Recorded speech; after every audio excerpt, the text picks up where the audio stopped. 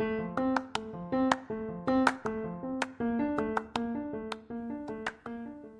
listening to the Sisterhood of Limitless Living podcast.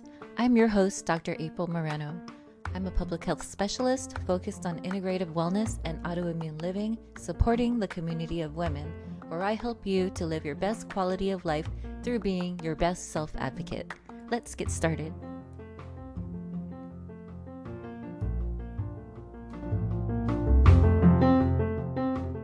Hello and welcome to the Sisterhood of Limitless Living podcast. I am Dr. April Moreno, and today we're going to be talking about assistive equipment for the autoimmune community, the different types of equipment that are out there, what the insurance process kind of looks like. I was advised to talk about equipment, DME, durable medical equipment, if you can get through the phone to find out about what your coverage looks like for your insurance. And if not, getting the FSA card to pay with it with a tax credit, tax relief. So that's the experience I'll be sharing today. But before that, I just wanted to talk about the fact that we have a new country at the moment. We have a new administration, and I just loved watching the inauguration. I didn't watch it in full detail because I was on the phone. I didn't watch the concert, but I saw some of it.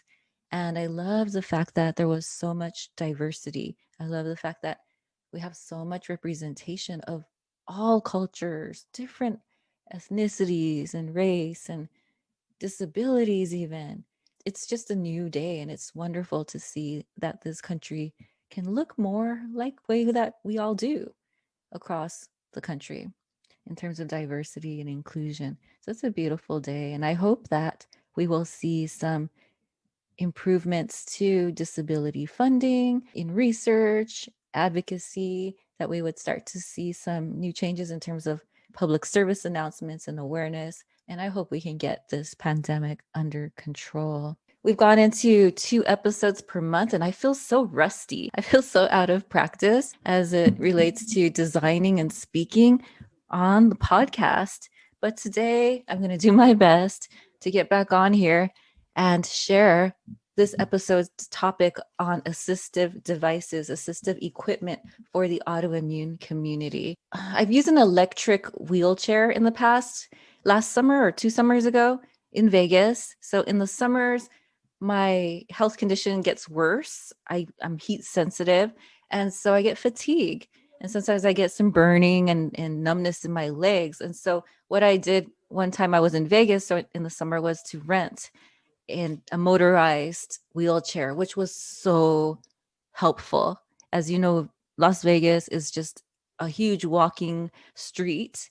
The Vegas Strip is a huge place for walking, and it can get very exhausting very fast if you're going through and trying to go get some food, do some shopping, maybe try out a few hotel slots and so on, where it does get quite intense, the walks there, and then going in and out of buildings, and the temperatures are like over 100 degrees as well. And so renting that equipment was pretty helpful for me in the past, which was actually a lot of fun. There are a whole lot of other dimensions and considerations with assistive equipment that we have experienced. I know one time I borrowed one inside of a Walmart, and as I waited in line, I felt completely invisible. People just didn't even see me, didn't even talk to me. I was just a chair for the most part in that experience. And so there are definitely a lot of additional dimensions and issues and topics to discuss with assistive devices, assistive equipment. But today I'm sharing an experience I just recently had, and I'm going to be sharing some tips and advice about that experience. So the first thing I did in trying to purchase this equipment was contact insurance, and that was nearly impossible. I could not get through the router that they used, and it asked me for my membership number. Then it asked me for my date of birth, and then it asked me for my zip code. And for whatever unusual reason, none of them were matching. Something was not matching, and I couldn't speak to anybody for assistance. So it just kept going back to the beginning, and I just gave up. So I have no idea to this day if insurance would have covered the assistive equipment that I purchased. Let's go back in time to see why I wanted to purchase this assistive equipment. I have an autoimmune condition. It's been about 4 years now. For the most part, I am mobile. I have my balance and things like that. But for the most part, in the summer, when it's hot outside, or on unusual days, there are certain days of the month or weeks where I have fatigue all day long. And it's really hard to get out and do things like run errands in the store, things like that. I remember one day I went into a Target and I looked through the huge store and I was just like, there's no way I'm going to be roaming through here trying to find everything with this level of energy today. So today I'm talking about the Rollator. Now I actually looked it up and I went online to the online dictionary and asked for pronunciation. And I hear different pronunciations, but the official, what looks like on Google dictionary pronunciation is Rollator. And so this is what we're talking about today. I decided I needed to get a Rollator because of my fatigue and my legs condition that sometimes just really limits my ability to get out and do errands, go to the store. And the other thing is with the pandemic, I've had to wait in long lines for 30 minutes or more to get into the special immunocompromised opening hours of the store. In order to preserve my energy, reduce the pain in my legs, I decided I needed to purchase a Rollator so that I could get in the line, maybe be one of the first people there, and not have to worry about having to stand for an hour waiting in extreme temperatures at the beginning of the day before they open. And so I could actually sit on this Rollator. So I chose something that has 4 wheels and it has a seat. And I'm really excited to test it out next week at the next early senior and disabled hours of the supermarket. What I did was I chose one that I saw in the store that was a pretty color because I just like things that are still pretty, that don't look, there's just so much to say about this topic. And my goal in the next years is to redesign assistive technology so that it actually looks less ugly. There are a lot of ugly technologies out there. So I tried to find the Rollator that was like the most pleasant looking. So I looked first on Walmart because I suspected that Walmart would be a huge place to get some sort of assistive equipment. But what I found on Walmart was that although some of the prices looked pretty good, that they were not assembling the product for you. So I actually considered I was going to buy one and use my FSA card and purchase something online, which I'm really glad I didn't do. That's my dog's butt in the corner of the screen if you're watching this on video. He's just really good at dog butt shots and stuff. But I'm really glad I didn't do the Walmart option. So those were the two hurdles already. Hurdle number one, not being able to dog butt. Oh my gosh. He doesn't show his face. Okay. Hurdle number one was not being able to get information from my insurance company to see if they would even fund or cover the cost of this equipment. And then the second hurdle was to go onto the Walmart website and find out that no, they wouldn't even assemble it. You would have to build it yourself or pay an additional, I think it's $66 for them to assemble it for you and then drop it off at pick it up at the store or drop it off at the house or whatever. I'm really glad I didn't do that. The next thing I did was I decided to find the local assistive store. So there's a store here that's kind of like, they tend to market to senior citizens, and it has a lot of and I actually was really afraid to go in there. I've seen it every so often near one of my favorite restaurants. There's like beds in there. There's kind of like lazy boys in there, and there's tons of like wheelchairs and plastic toilet high toilet seat things in there that you could see from the window.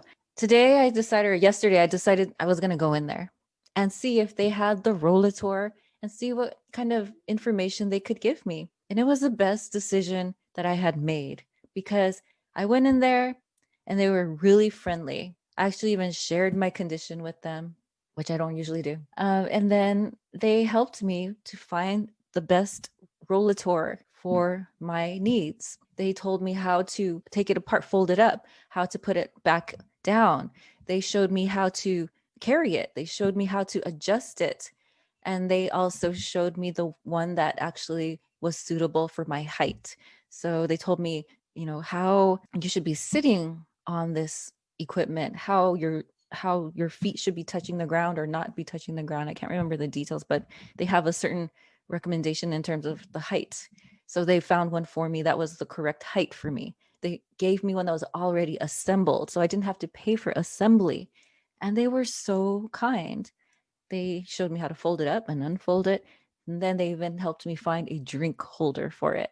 That's my favorite part of all, the drink holder. So if I were to go in non-pandemic times later on into a store, get my Starbucks or whatever, I can have that right there. I continue to walk around with the 4 wheels. They showed me how to put the brakes on it so I can sit down and not roll away. And it was the most wonderful experience. I have a really beautiful turquoise colored rollator now, and I love it. And the price was wonderful. They were able to take the FSA card. It was just a really good experience. So I just wanted to share that with you all. I walked into this store and they had so many different types of equipment in there. They had compression socks on the wall. They had different types of braces. So a couple walked in. They looked like they were really into exercise, weightlifting and things. And they asked to see the braces that were in the store. So they were looking for that. And then there were also things like canes. There were things like wheelchairs that were motorized and walkers. So the walker is a little different because it has wheels on one side. So it's got like 2 wheels, and then it has the little rubber legs on the other part of the thing. So it's useful to help people with standing and balance as they walk as well, versus the rollator, which is what I got, that had the 4 wheels on it. And then they also had heating pads in there. They had braces, and then they also had like the diapers, the incontinence pads, and then they had raised seats for toilets and things like that. So, I'm 4 years diagnosed, so I never really envisioned myself going into a store like this. But once you do it, it's so helpful. Once you go in there and you see all the different types of equipment that are there to help you, that are there to improve your quality of life, to meet your health needs, it's a great place. And a small business like this was just so helpful and supportive, and they had everything for me and was already built and assembled. So that was the experience I wanted to share with you all today, as I purchased this rollator in for the most part, a proactive approach to living with autoimmune disease and invisible disability. I wanted to have this because it gives me the ability to wait in long lines during disabled hours. It gives me the ability to have a seat. It gives me the ability to preserve my energy so I can go into this stressful store with my mask on. I'm actually doing the double mask now, by the way. It's the KN95 and then like a cloth mask on top of the KN95 with my plastic shield, face shield. So just trying to reduce my stress, reduce my energy as I go into a supermarket, which is already kind of a stressful experience during the pandemic. That is the decision that I made to purchase the rollator, especially during those times when my legs are hurting, numb, and I'm feeling the fatigue as well. So it was a proactive measure. I have my service dog. I'm not letting him get exposed to COVID. He's not a practicing service dog in public facilities at all for now. Probably not for this year and all of last year for the most part. But that is the experience I wanted to share with you. I would love to hear if you have experience with different types of assistive equipment, or questions about different types of assistive equipment, and would love to hear your experiences.